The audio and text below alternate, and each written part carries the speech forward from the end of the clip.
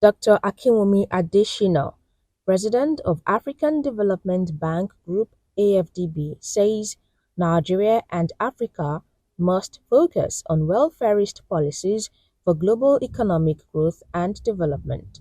He said this when he received the 2023 Obafemi Awolowo Prize for Leadership Award in Lagos. Adesina listed 5 cardinal objectives as steps toward a better Nigeria and, by extension, Africa. Given the high level of poverty in Africa and in Nigeria and in other countries, what is needed are welfarist policies that exponentially expand opportunities for all, reduce inequalities, improve the quality of life of people.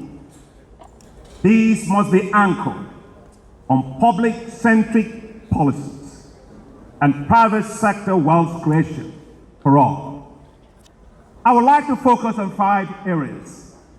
First, rural economic transformation and food security.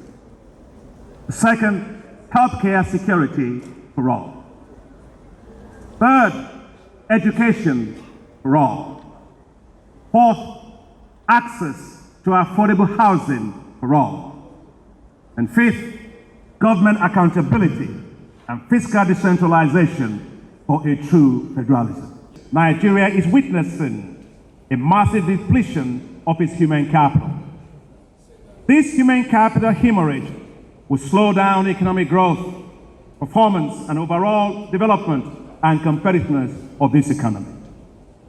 While one might argue that our growing diaspora is good, as they send back home billions of dollars, which is higher than the oil revenue that we have, this is not the way to develop sustainably. Nations that develop do all they can to keep their best human capital at home, and additionally source skills from elsewhere with flexible immigration and labor policies. We must make Nigeria a viable place for people to stay and not a place to run away from. The same applies to other countries. I refuse to believe that the future of Nigeria's and Africa's youth lie in Europe, North America, Asia, or anywhere else. I believe that their future must lie in an Africa growing well, robustly, able to create quality jobs and decent earnings for our young people. There's absolutely no reason in the world how we have a demographic asset that then becomes a global negative externality. Let's take pride in ourselves and let's make our demographic asset our economic asset globally. Adesina extolled Chief Obafemi Awolowo, Premier of the defunct Western region of Nigeria, saying he remained the pace-setter and forerunner for development in Africa. Let me say today very clearly that Chief Awolowo was bigger than Nigeria. He was the pacemaker, the pace setter, the front runner for development in Africa. His intellectual capacity, vision, pragmatic, social welfarism helped him to accomplish what was seemingly unimaginable at the time. He built the first skyscraper in Africa, the Cocoa House. He built the first television station in Africa, WNTV.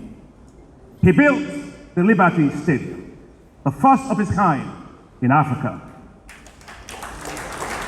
He implemented a blueprint for development that focused on building human capacity through massive programs to educate people, develop skills and lift people out of poverty, provide massive infrastructure, and develop institutions that turn farmers into wealthy entrepreneurs.